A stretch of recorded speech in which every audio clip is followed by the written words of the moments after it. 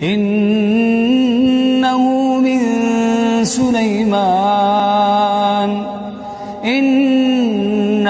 من سليمان وإنه بسم الله الرحمن الرحيم.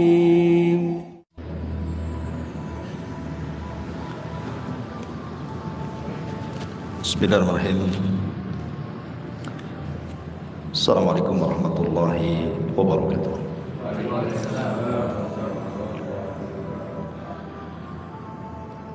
Alhamdulillah, wassalatu wassalamu ala rasulillah wa ala alihi wa sahbihi wa mawalah wa la hawla wa la quwata illa billahi wa ba'du. Alhamdulillah, segala puja dan puji hanya milik Allah subhanahu wa ta'ala. Salawat serta salam tahdiahkan kepada Rasul kita Nabi besar Muhammad sallallahu alaihi wasallam. Melanjutkan kajian kita masih membahas Qasasul Anbiya, kisah-kisah para nabi. Dan kita masuk pada kisah Nabi Allah Ilyas alaihi salam. Ma'asyiral muslimin yang dimuliakan Allah subhanahu wa ta'ala, sering saya katakan dan saya ulang bahwa kisah-kisah dalam Al-Quran itu bukan hanya sekedar didengar ceritanya, tetapi juga sebisa mungkin diambil ibrah dan juga pelajaran di dalamnya. Apalagi kisah-kisah ini menyangkut kisah-kisah para nabi, dan kisah-kisah para nabi itu kisah-kisah terbaik yang dikisahkan di dalam Al-Quranul Karim. Ada para nabi itu yang dikisahkan secara lengkap, seperti Musa, Nabi Allah Yusuf, Ibrahim, cukup lengkap. Tapi ada para nabi itu hanya dikisahkan secara global saja. Tetapi juga ada nabi yang tidak ada kisahnya, hanya disebutkan namanya saja.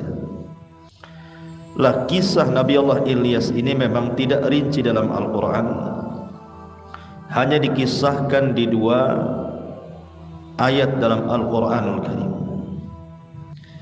Tetapi Allah sudah menyebutkan inti daripada kisah ini, walaupun tidak banyak. Tetapi Allah subhanahu wa ta'ala menyebutkan inti kenapa diutusnya Nabi Allah Ilyas alaihi salatu wassalam. Banyak kisah-kisah yang dicantumkan yang diambil dari kisah Israiliyat dan juga beberapa hadis, tetapi sebagiannya maudhu, palsu, dan sebagiannya lemah, walaupun dicantumkan oleh Al-Imam Ibnu Katsir di dalam kitabnya Qasasul Anbiya. Tapi sebagai pengetahuan dan sebagai pelezat kisah saja, nanti kita akan sebutkan. Ma'asyiral muslimin yang dimuliakan Allah subhanahu wa ta'ala, siapa Nabi Ilyas ini? Diutus kepada kaum mana Nabi Ilyas ini diutus oleh Allah? Apa penyimpangan kaumnya? Bagaimana sepak terjang dakwahnya? Apakah Ilyas masih hidup sampai sekarang layaknya Nabi Khidir yang disangkakan masih hidup, ataukah sudah mati? Dan bagaimana wafatnya? Inilah yang kita akan kisahkan 1 jam ke depan. Ma'asyiral muslimin yang dimuliakan Allah subhanahu wa ta'ala, ada yang mengatakan bahwa Nabi Allah Ilyas sama dengan Idris. Artinya kalau disebut Ilyas, dialah Idris. Dan yang berpendapat ini bukan hanya dari kalangan para ulama, tapi ada sebagian kalangan sahabat yang berpendapat bahwa Ilyas itu adalah Idris, sebagaimana disebutkan oleh Imam Ibnu Katsir Ad-Dimashqi dalam kitabnya Qasasul Anbiya. Lah yang berpendapat bahwa Ilyas itu adalah Idris adalah sahabat Abdullah ibn Mas'ud radhiyallahu anhu, di mana Al-Imam Al-Bukhari menyebutkan dari Ibnu Mas'ud dan juga Ibnu Abbas, anna Ilyasa huwa Idris. Ilyas itu adalah Nabi Idris. Makanya ketika Abdullah ibn Mas'ud radhiyallahu anhu membaca ayat salamun ala Ilyasin, maksudnya Ilyasin, Nabi Ilyas, dibaca oleh Abdullah ibn Mas'ud dengan salamun ala Idrasin. Jadi Abdullah bin Mas'ud membaca bukan Ilyasin tetapi Idrasin, karena menyamakan antara Ilyas itu dengan Idris. Itu dua nama satu orang. Ini satu pendapat. Dan pendapat ini juga di kalangan ulama dikuatkan seperti Al-Imam Ad-Dhahhak, Imam Qatadah Ibn Di'amah dan yang lainnya.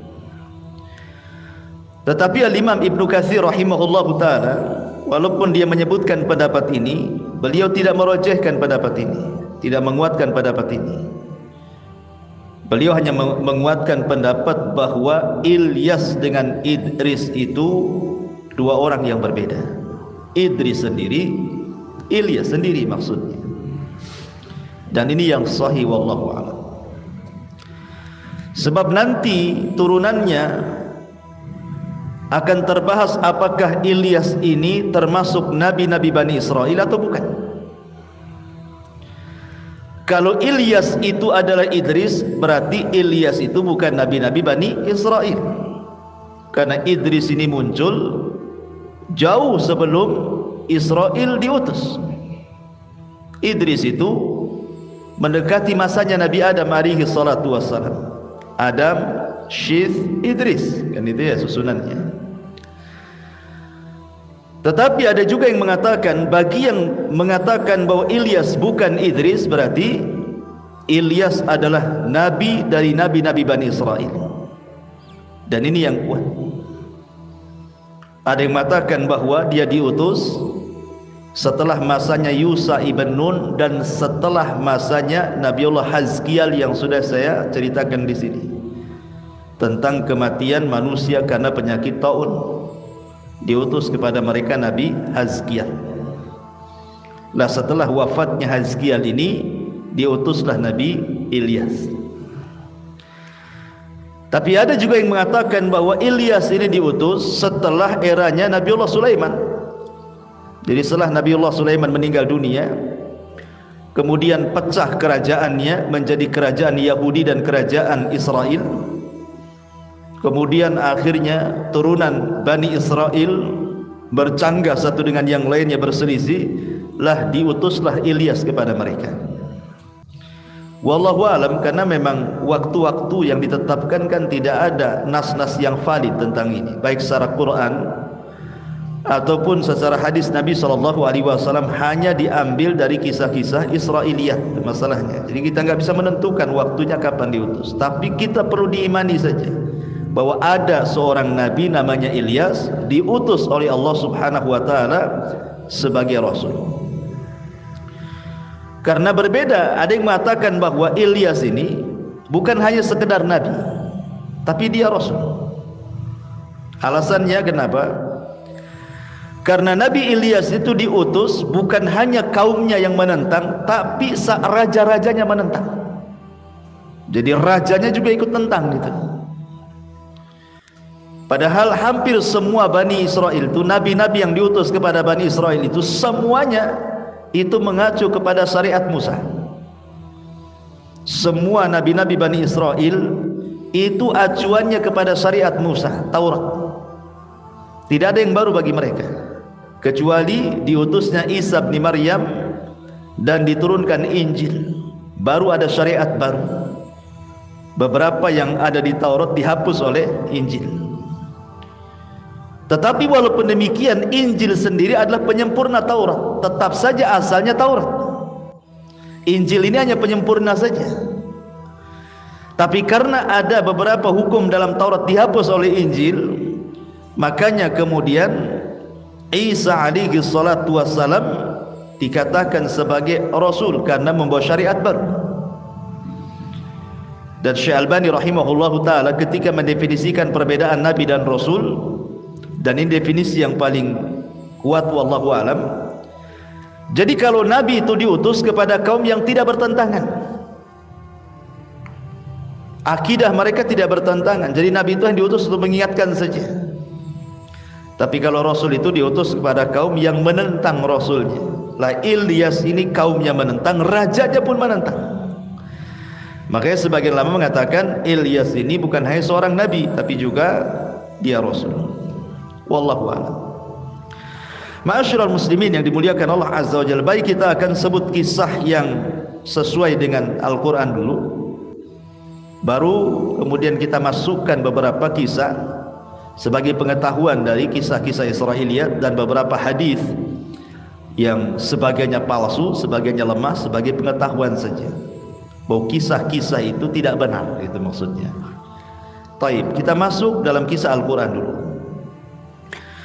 Allah Subhanahu wa ta'ala berfirman pertama dalam surah Al-An'am 85, dan yang paling lengkap kisah Ilyas itu ada pada surah As-Saffat ayat 123 sampai 132. Di dalam surah Al-An'am ayat 85 Allah mengatakan, wa Zakaria wa Yahya wa Isa wa Ilyas kullun minas salihin. Dan Zakaria, Yahya, Isa, Ilyas semua termasuk hamba-hamba Allah yang saleh. Ayat ini memperkuat bahwa Ilyas itu bukan Idris. Kenapa? Karena Allah sebutkan satu nafas dengan Nabi Zakaria, Nabi Yahya, Nabi Isa, baru Ilyas. Artinya Ilyas itu nabi-nabi Bani Israel, bukan Idris. Karena Allah sebut satu nafas dengan nabi-nabi Bani Israel di sini. Kemudian ayat yang paling lengkap ini yang kita akan kisahkan, inilah global kisah Ilyas dalam Quran. Dalam surah As-Saffat ayat 123 sampai 132. Allah Subhanahu wa ta'ala berfirman, wa inna Ilyasa laminal mursalin. Sesungguhnya Ilyas benar-benar termasuk para rasul. Tadi sudah saya katakan Ilyas bukannya sekedar nabi, tapi dia rasul. Ditilik dari definisi bahwa rasul itu diutus kepada kaum yang menentang, sampai ke raja-rajanya menentang Ilyas. Kemudian Allah mengatakan, idz qala liqaumihi ala tattaqun. Ketika dia berkata kepada kaumnya, mengapa kalian tidak bertakwa? Kenapa kalian tidak bertauhid? Kenapa kalian tidak menyembah Allah saja?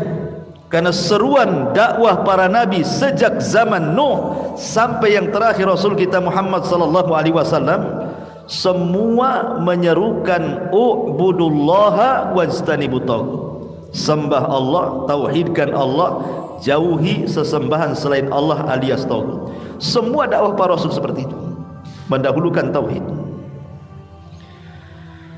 Kemudian Allah mengatakan, atad'una ba'lan wa tadharuna ahsanal khaliqin. Maka kemudian Ilyas pun menyerukan kepada kaumnya, atad'una ba'lan. Kenapa kalian menyembah ba'lan? Kemudian kalian meninggalkan sebaik-baik pencipta. Siapa ba'lan ini? Kenapa disembah oleh kaumnya Nabi Allah Ilyas alaihi salam? Ada yang mengatakan bahwa ba'lan itu adalah ismu sonam. Dia nama patung. Jadi nama patung yang disembah oleh kaumnya Nabi Allah Ilyas itu namanya Ba'lan. Sebab itulah kota yang sekarang ma'ruf di Libanon, itu ada namanya kota Ba'labak, karena Ilyas itu diutus di Libanon sana. Di Libanon itu ada satu kota namanya Ba'labak.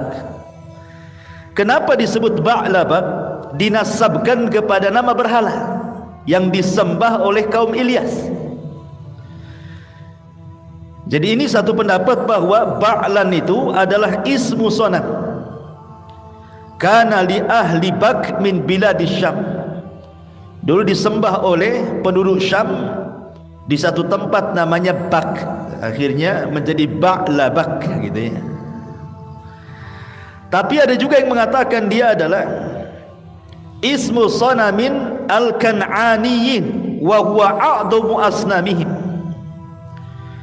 Jadi Ba'lan itu adalah satu nama berhala bagi penduduk Kan'aniyin, dan itu berhala yang paling besar. Berhalanya banyak, tapi ini berhala yang paling besar. Samalah dengan di zaman jahiliyah itu kan berhala banyak. Khalid bin Walid aja ketika menghancurkan berhala di sekitar Ka'bah itu 350 lebih kan itu. Tapi kan yang besar itu hanya yang dikenal ya Lata, Uzza, Manat, Hubal gitu ya. Itu yang besar kan itu. Lah, Ba'lan ini patung yang paling besar yang disembah kala itu. Patung-patung banyak, tapi itulah yang paling besar. Tapi ada juga yang mengatakan bahwa Ba'lan ini adalah seorang wanita. Dia seorang ratu yang sangat cantik di zaman itu. Kemudian kecantikannya sampai tersebar di negeri tersebut, akhirnya dijadikan Tuhan. Jadi mereka menyembah wanita cantik, seorang ratu, dijadikan Tuhan selain daripada Allah subhanahu wa ta'ala. Wallahu alam. Tetapi Al-Imam Ibnu Katsir mengatakan bahwa pendapat yang kuat, Ba'lan itu adalah ismu sonam. Dia nama dari nama-nama patung, di mana disebutkan bentuk patungnya itu oleh para ulama. Bagaimana bentuk patungnya? Suratuhu suratu insani. Bentuknya seperti manusia. Ala ra'sihi khawdajatun. Di atas kepalanya ada helm. Biha qarnani, dan memiliki dua tanduk. Wa biyadihi miqra'atun, dan di tangannya sedang memegang palu. Jadi bentuk Ba'lan itu patung orang besar gitu ya. Kemudian kepalanya pakai helm dan bertanduk, kemudian tangannya pegang palu. Tidak ada aritnya ya, palu saja. Ma'asyiral muslimin yang dimuliakan Allah subhanahu wa ta'ala, intinya bahwa di zaman itu penduduk Libanon yang diutus padanya Nabi Allah Ilyas alaihi salatu wassalam, mereka menyembah berhala namanya Ba'lan. Nama berhalanya namanya Ba'lan. Makanya Allah mengatakan atad'una Ba'lan. Kenapa kalian menyembah Ba'lan? Berhala Ba'lan itu. Wa tadaruna ahsanal khaliqin, sementara Tuhan yang sudah jelas-jelas menciptakan kita, mengatur kita, menguasai kita, memberikan rezeki kepada kita, menghidupkan, mematikan kita, kalian tinggalkan. Mana akal kalian? Begitulah para nabi dan rasul mengajak manusia kepada Allah subhanahu wa ta'ala. Wa man ahsanu qawlan mimman da'a ilallah. Tidak ada lagi ucapan yang lebih indah dibandingkan orang yang menyeru manusia ke jalan Allah subhanahu wa ta'ala. Jadi diingatkan, kan ini aneh gitu. Tuhan yang kalian sembah loh tidak menciptakan, bahkan diciptakan oleh tangan kalian. Bagaimana makhluk yang dianggap khalik diciptakan oleh kalian bisa memberikan keinginan yang kalian minta kepadanya? Mustahil. Dia sendiri tidak bisa melindunginya. Macam mana akan melindungi orang-orang yang meminta perlindungan kepadanya? Di sana loh ada Allah ahsanul khaliqin, kalian tinggalkan. Atad'una ba'lan wa tadaruna ahsanal khaliqin. Allahu rabbukum wa rabbu abaikumul awwalin. Kata Ilyas, Allah Tuhan kalian dan Tuhan nenek moyang kalian yang terdahulu. Ingat, bahwa sebelum mereka kufur ini sebenarnya mereka sebelumnya beriman. Di masa Yusha ibn Nun mereka beriman, kemudian diutus Nabi Hazkiel, mereka beriman juga kan itu. Kemudian Hazkiel meninggal, kufur lagi, maka diutuslah Ilyas. Bagi yang berpendapat bahwa Ilyas itu diutus setelah Hazkiel. Bagi yang berpendapat sebelumnya, artinya setelah peristiwa Sulaiman alaihi salatu wasallam meninggal, di zaman Sulaiman semua bertauhid. Tapi setelah Sulaiman meninggal dunia mulai kufur lagi. Makanya diutus kepada mereka Nabi Allah Ilyas. Makanya Nabi Ilyas ini mengingatkan tentang bapak moyang kalian. Mereka kalau menyembah Allah, kalian pula menyembah Ba'lan. Makanya dia mengatakan Allahu Rabbukum. Ingat, Allah itu Rabb kalian, yang menciptakan kalian, yang mengatur kalian, yang menguasai kalian, yang berikan rizki kepada kalian, menghidupkan, matikan kalian. Itulah Allah. Rabbukum wa rabbu abaikumul awwalin, dan Rabb bapak-bapak kalian yang terdahulu. Tapi apa tanggapan kaumnya Nabi Ilyas ini, kaum Ba'labak ini? Sama dengan kaum-kaum sebelumnya. Ketika diutus kepada mereka, apa yang terjadi? Fariqan kadzabu wa fariqan taqtulun, kan begitu. Sebagian mereka mulai mendustakan para rasul, sebagian mereka mulai membunuh para nabi. Begitulah Bani Israel, khususnya orang-orang Yahudi. Makanya kemudian fakadzabuhu fa innahum lamuhdharun. Maka kemudian mereka mendustakan Ilyas, sesungguhnya mereka akan diseret ke neraka.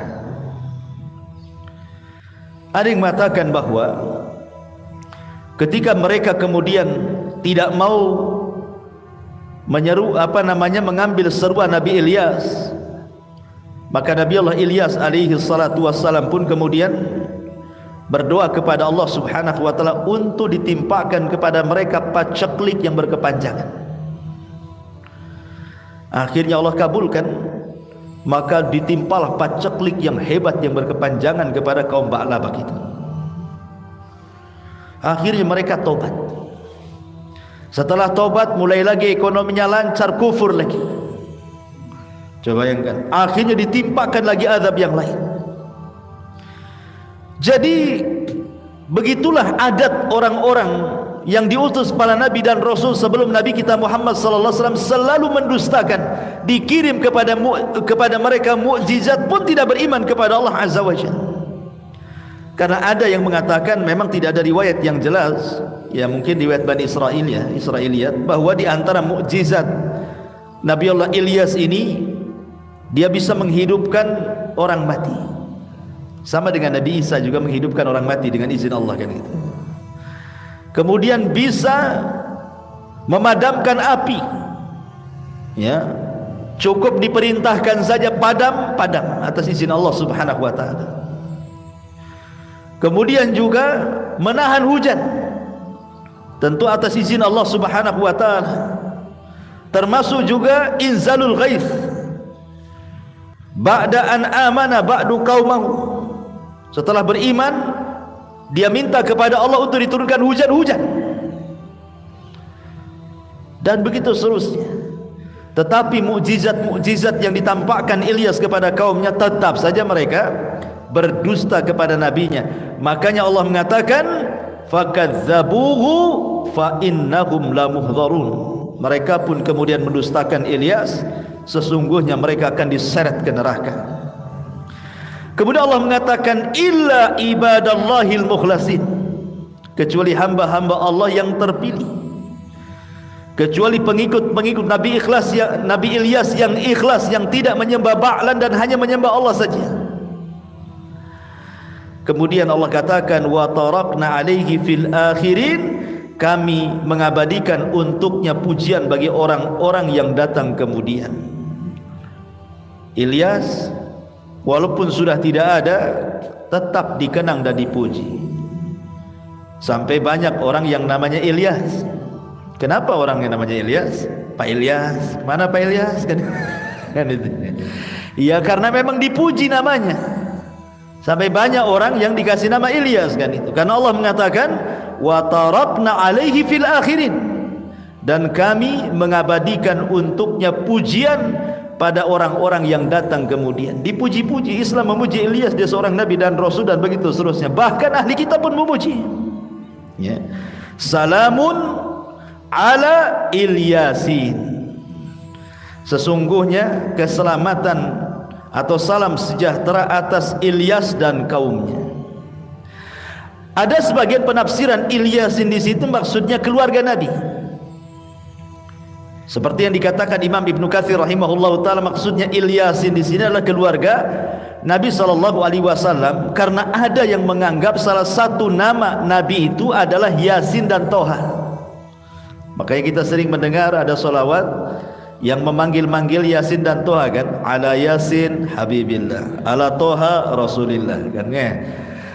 Bagi orang yang berpendapat Yasin dengan Toha itu nama Nabi sallallahu alaihi wasallam, maka Ilyasin di situ maksudnya keluarga Nabi.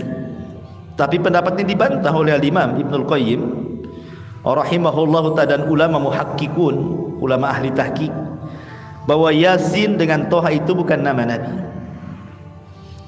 Dia adalah huruf-huruf hijaiyah yang dicantumkan di awal surat dalam Al-Quran, sama dengan alif lam mim, alif lam ra, alif lam mim shad gitu ya, qaf, kemudian nun, itu sama. Apa bedanya?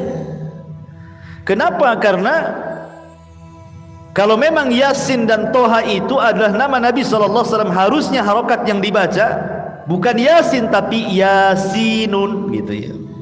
Tapi tetap aja dibaca Yasin, bukan Yasinu gitu ya. Berarti kita tahu bahwa itu bukan nama Nabi.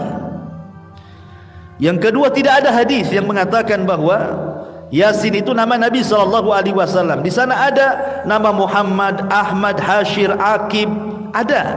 Tapi Yasin dan Toha tidak ada. Tapi sekali lagi ini khilaf ulama ya. Tapi pendapat yang rajih, yang kuat wallahu alam, Yasin dan Toha itu bukan nama Nabi SAW. Sehingga di sini Ilyasin di sini maksudnya adalah Ilyas dan kaumnya. Kemudian inna kadzalika nazzil muhsinin innahu min ibadinal mu'minin. Sesungguhnya demikianlah kami berikan balasan kepada orang-orang yang berbuat baik. Sesungguhnya dia termasuk, maksudnya Ilyas, hamba-hamba kami yang beriman kepada kami. Sampai disinilah kisah Ilyas dalam Quran. Tidak ada lagi kisah Ilyas, hanya sebatas ini saja. Tapi dari sini kita sudah bisa simpulkan bahwa pertama, Ilyas itu seorang rasul.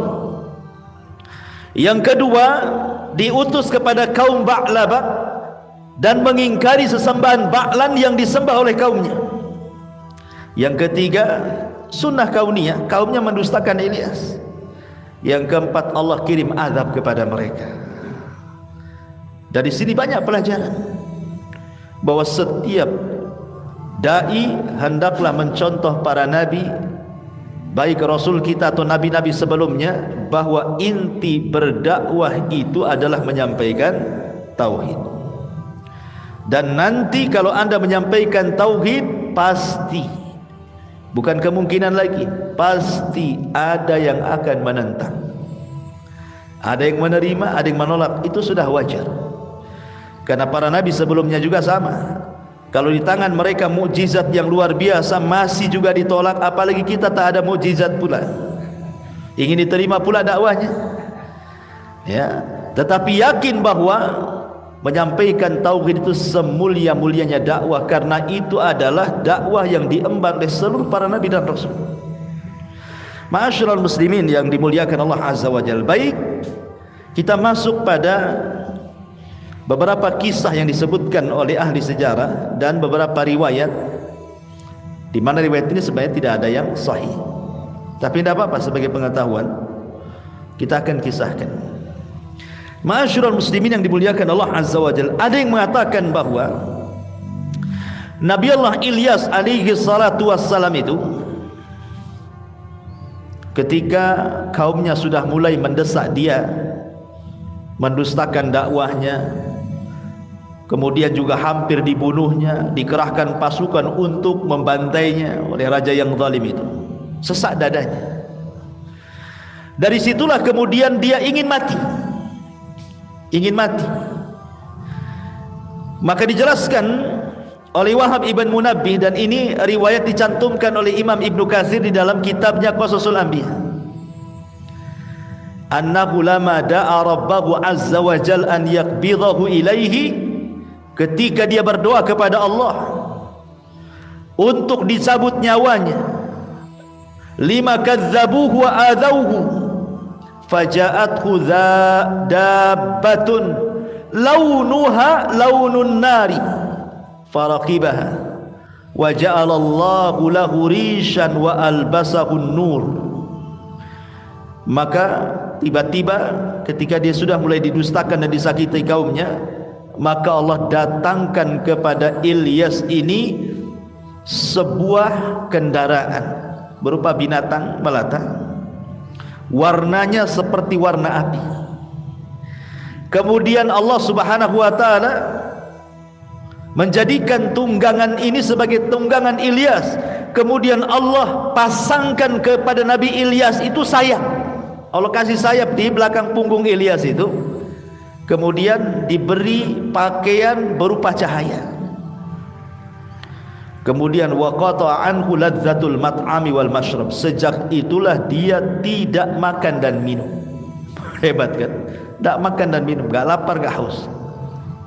Wasara malakiyan basyariyan samawiyan ardiyan, maka dia pun tiba-tiba menjadi malaikat dari kalangan manusia.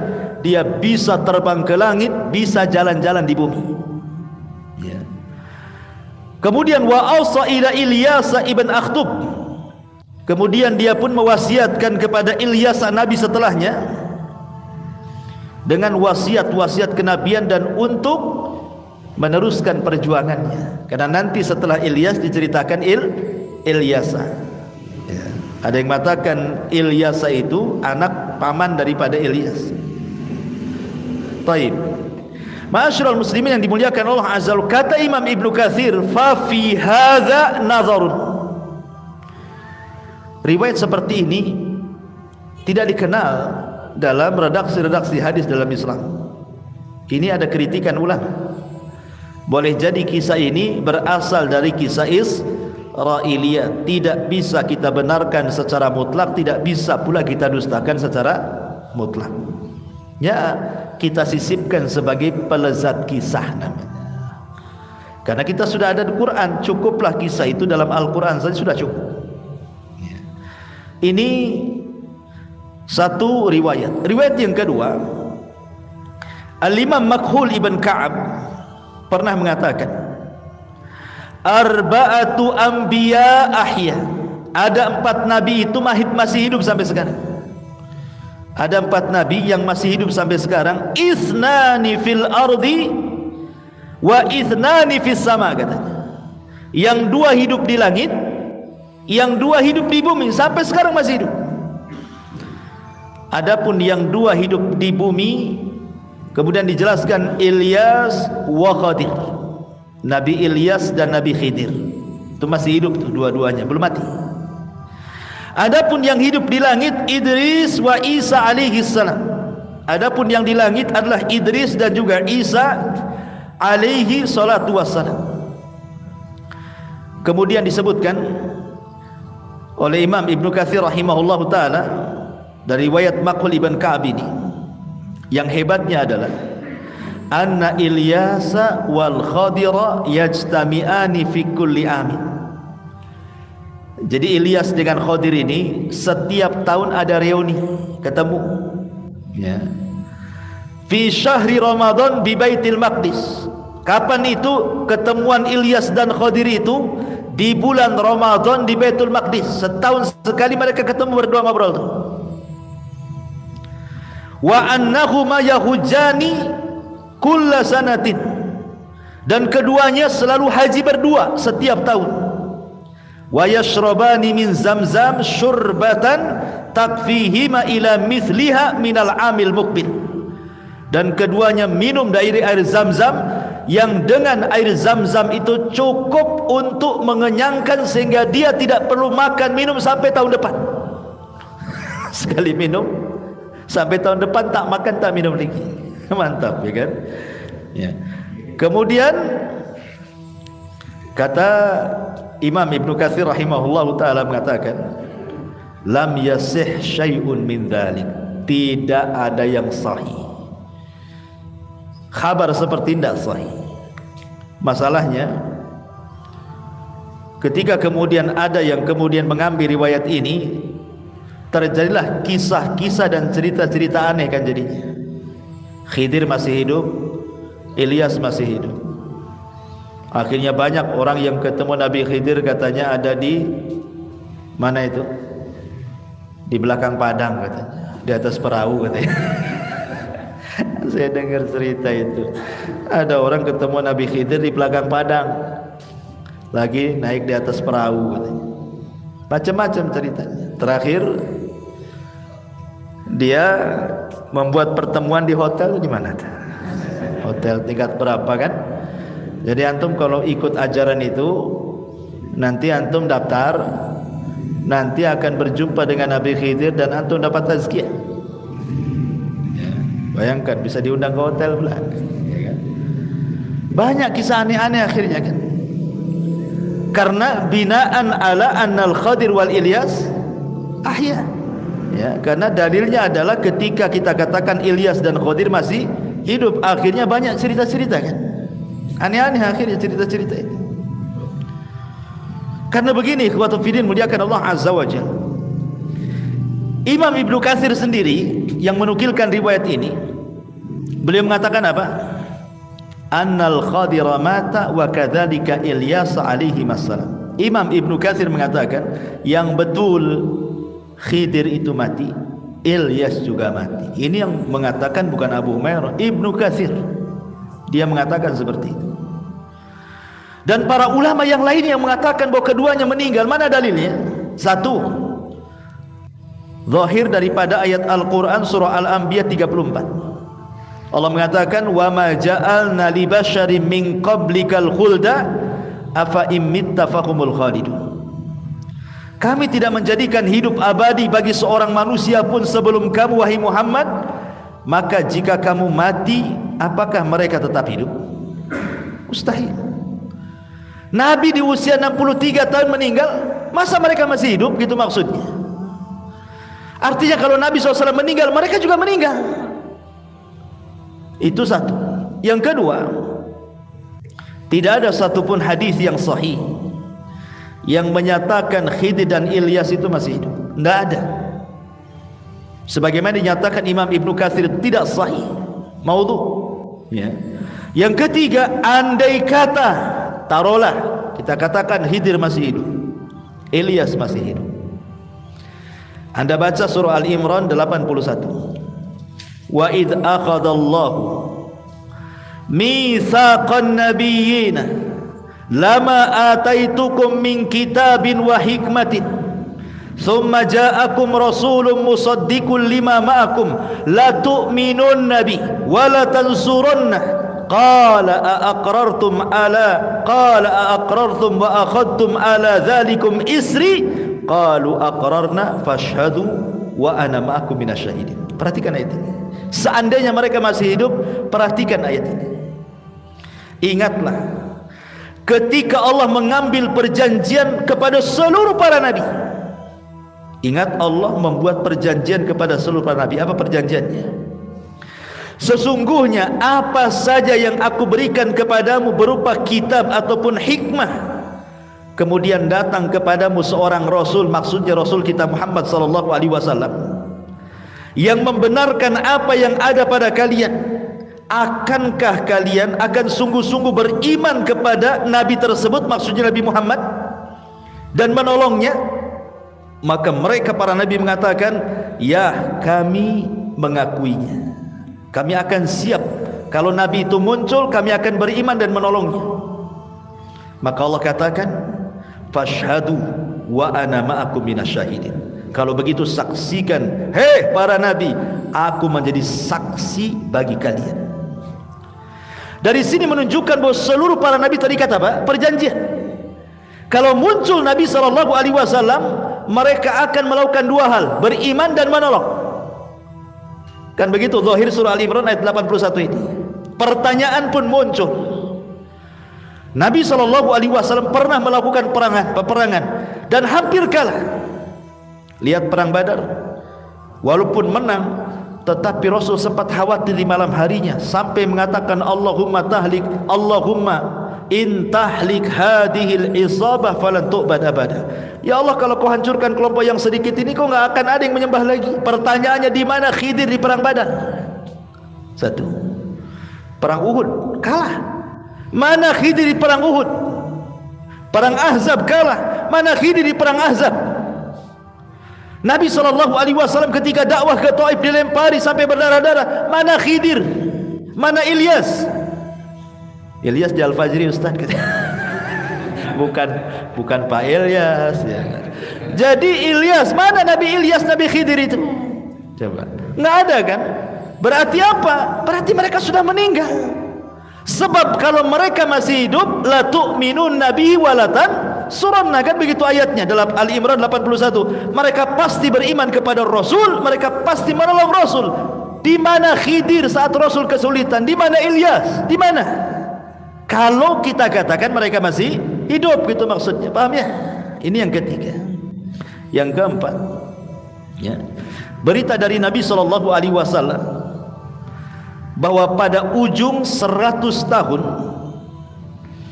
nanti terhitung sejak malam hari di mana beliau menyampaikan hadis ini, tidak ada lagi orang yang hidup melebihi 100 tahun. Dan itu berdasarkan hadis Nabi SAW, ma min nafsin manfusatin al-yawma ta'ti alaiha mi'atu sanatin wa hiya hayyatun yawma idin. Tidak ada satu jiwa pun yang hidup pada hari ini setelah lewat 100 tahun dari kematian Nabi, sedangkan dia hidup pada hari itu. Mustahil, pasti mati. Artinya tidak ada orang yang mengetahui. Sampai hari ini pun tidak ada orang yang mengetahui Nabi Khidir, kan hanya kisah-kisah khurafat saja kan. Apalagi sekarang sudah ada dunia elektronik loh. Tak ada orang yang ngaku ketemu Nabi Khidir itu selfie pula dengan Nabi Khidir, kemudian disebar di medsos kan. Bisa saja kan, ini loh bentuk Nabi Khidir. Nanti kan kita akan pelajari kan itu sifat-sifatnya kan. Kan kita tinggal melihat sirah-sirah para ulama, kan sudah dijelaskan sifat-sifat Nabi Khidir, kisah-kisah Nabi Khidir. Kan nanti kan nampak kan itu. Ini enggak selfie, mungkin Nabi Khidir yang hadap sana di foto punggungnya, ya repot lah, tidak nampak wajah. Ma'asyiral muslimin, kita tidak mengingkari adanya pendapat yang mengatakan Khidir masih hidup, ya, tapi jangan kemudian dibuat khurafat-khurafat tidak jelas. Tetapi pendapat yang kuat tetap Khidir dan Ilyas itu sudah meninggal, mereka tidak hidup. Itu pendapat yang kuat yang disebutkan oleh para ulama. Ini riwayat yang kedua. Riwayat yang ketiga, jadi ketika ada sahabat namanya Anas ibn Malik radhiyallahu anhu. Anas ibn Malik radhiyallahu anhu. Anas ibn Malik radhiyallahu anhu ini diriwayatkan oleh Al-Hafidh Abu Bakar Al-Baihaqi dengan menyebutkan sanadnya. Ya, bukan berarti kalaupun jelas sanadnya bukan berarti hadis ini sahih, tidak. Karena terkadang sanad pun dipermasalahkan tentang rawi-rawinya. Ada yang dhaif, ada yang sahih, ada yang thiqah, ada yang soduk, ada yang lemah, dan begitu seterusnya kan itu. Jadi diceritakan dari Anas ibn Malik radhiyallahu anhu, kunna ma'a Rasulillah sallallahu alaihi wasallam fi safar. Kami bersama Rasul sedang safar. Fanazalna manzilan, maka kami pun singgah di sebuah tempat. Fa idza rajulun fil wadi yaqulu Allahumma ij'alni min ummati Muhammadin sallallahu alaihi wasallam al-marhumatil maghfuratil muthabi 'alaiha. Tiba-tiba kata Anas bin Malik radhiyallahu anhu, ketika kami singgah dekat lembah itu, ada pula suara di balik lembah itu, ya Allah, jadikan aku dari umat Muhammad yang dirahmati, yang diampuni, yang banyak pahalanya. Maka Anas bin Malik radhiyallahu kaget. Faltafattu ila wadin, aku pun melihat pandanganku ke arah lembah itu. Kaget dia. fa idza rajulun tuluhu aksar min 300 dhira. Tiba-tiba diperlihatkan kepadaku, kata Anas, ada orang tinggi sekali, tingginya itu melebihi 300 hasta. 300 hasta. Nabi Adam berapa hasta? 60. Nabi Adam aja 60 hasta. Ini lebih dari 300 hasta. Kalau antum ke Saudi ada jubah Nabi Adam 30 meter. Maksudnya itu bukan jubahnya sejak Nabi Adam, tidak. Saking gedenya jubah itu 30 meter. Ya karena Nabi Adam itu sekitar 30 meter kan, satu hasta itu kan setengah meter. Ini dari sini satu hasta namanya, ini setengah meter. Kalau dua begini berarti 1 meter kan. Berarti kalau 60 hasta bagi 2 jadi 30 meter. Dan Nabi Adam 30 meter. Dan penduduk surga pun akan tinggi seperti itu, 30 meter, sama dengan postur tubuh Nabi Adam. Tapi orang ini lebih dari 300 meter, kan tinggi kali itu, raksasa kan gitu ya. Kemudian orang ini mengatakan, man anta, siapa kamu? Kata Anas bin Malik radhiyallahu anhu mengatakan, ana khadimur Rasul sallallahu alaihi wasallam, saya ini pembantu Nabi. Qala fa ainahu, di mana Nabi itu, katanya. Kemudian dia mengatakan, huwa dha yasma kalama. Nah, ini Nabi ada di sini, dia dengar ucapanmu, katanya. Kemudian orang ini pun datang kepada Rasul, kemudian mengucapkan salam, assalamu alayka ya Rasulullah, wa qul lahu akhuka Ilyas yaqra'uka salam. Bilang sama nabimu bahwa saudaranya Ilyas telah mengucapkan salam kepada nabimu Rasul sallallahu alaihi wasallam. Maka kata Anas, fa ataitun nabi, aku pun mendatangi Nabi sallallahu alaihi wasallam, fa akhbartu, aku pun menghabarkannya. Fa jaa, maka Rasul pun datang, hatta laqiyahu, sampai menjumpai orang yang tinggi 300 hasta itu. Fa anaqahu, kemudian saling berpelukan. Nabi kecil, orang di 300 meter, gimana pelukannya? Pelukan di kakinya saja lah kan gitu ya. Logikanya kan begitu ya. Makanya kalau hadis lemah itu aneh-aneh nanti ceritanya kan. Kemudian fa'anaqahu, dia pun memeluk Nabi sallallahu alaihi wasallam dan Rasul meluk dia. Kemudian wasallama, dan mengucapkan salam. Tsumma qa'ada yatahaddatsan, kemudian dua-duanya duduk saling bercerita.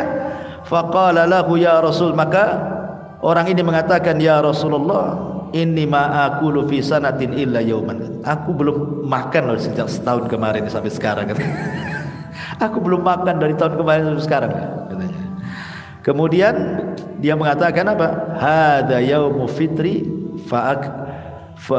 inilah hari fitri, hari Idul Fitri. Kebetulan hari ini hari Idul Fitri. Ayo kita makan, saya dan kamu berdua, kata Nabi. Akhirnya dua-duanya makan. Ya, makanannya apa yang terjadi? Fa nazalat maidah minas sama. Tiba-tiba turun makanan dari langit. Bayangkan, makanannya aja dari langit, ya. Alaiha huzbun wa hud, roti, kemudian ada ikan dan macam-macam. Fa akala, maka kemudian keduanya makan. Wa shalainal asra, kemudian kami pun salat asar. Thumma wadda'ahu, kemudian dia pun pergi meninggalkan Nabi sallallahu alaihi wasallam. Thumma ra'aituhu marra fi sahabi nahwas sama. Katanya Anas bin Malik, aku melihat dia terbang naik awan, kemudian berantah terbang kemana, katanya. Hadis ini memang dicantumkan oleh Imam Hakim dalam Mustadraknya, akan tetapi para ulama mengatakan hadis ini tidak sahih, dhaif, walaupun dicantumkan oleh Imam Hakim dalam Mustadraknya.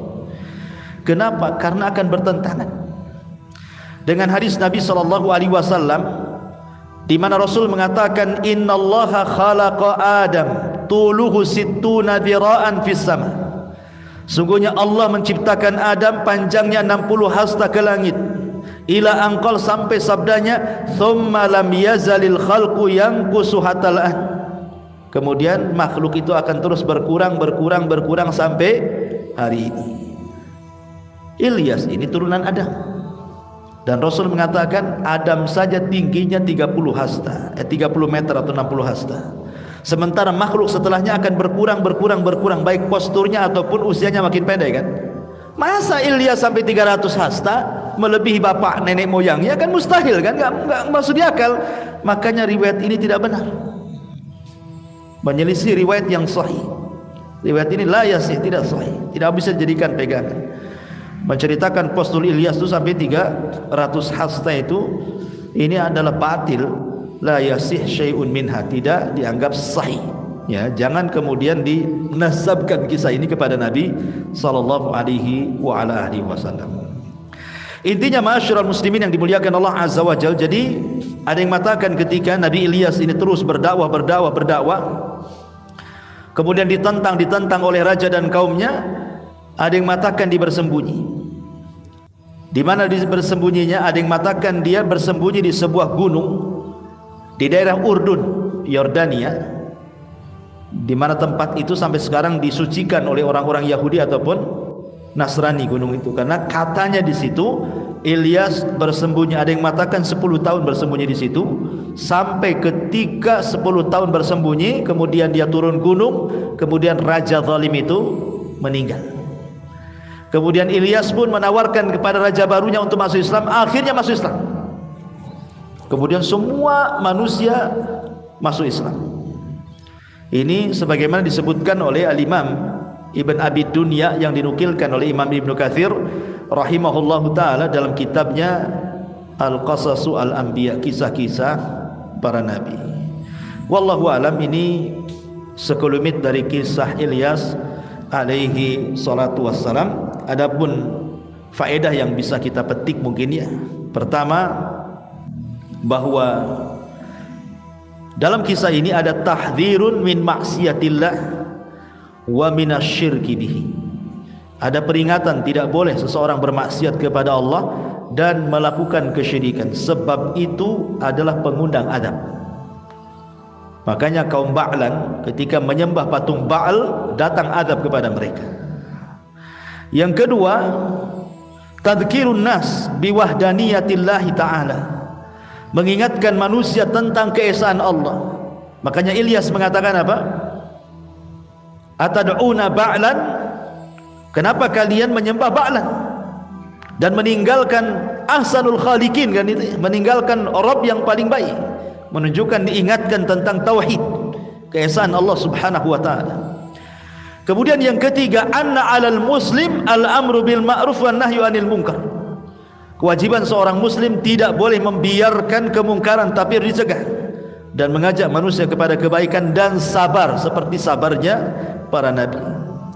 Kemudian yang keempat, anna kashifadz dzurri wallahu wahdah, bahwa yang bisa menyingkap semua madarat hanyalah Allah, bukan berhala, bukan sesembahan, bukan siapa-siapa. Maka kalau kita dirundung permasalahan, maka bersandarlah kepada Allah Subhanahu wa taala. Kemudian yang terakhir, bahwa dakwah tauhid adalah dakwahnya para nabi dan juga rasul alaihi wassalatu wassalam. Wallahu a'lam bishawab. Inilah diantara kisah Nabi Allah Ilyas, mudah-mudahan ada manfaatnya. Subhanakallah bihamdika, asyhadu an la ilaha illa anta, astaghfiruka wa atubu ilaik. Allahu ta'ala. Assalamualaikum warahmatullahi wabarakatuh.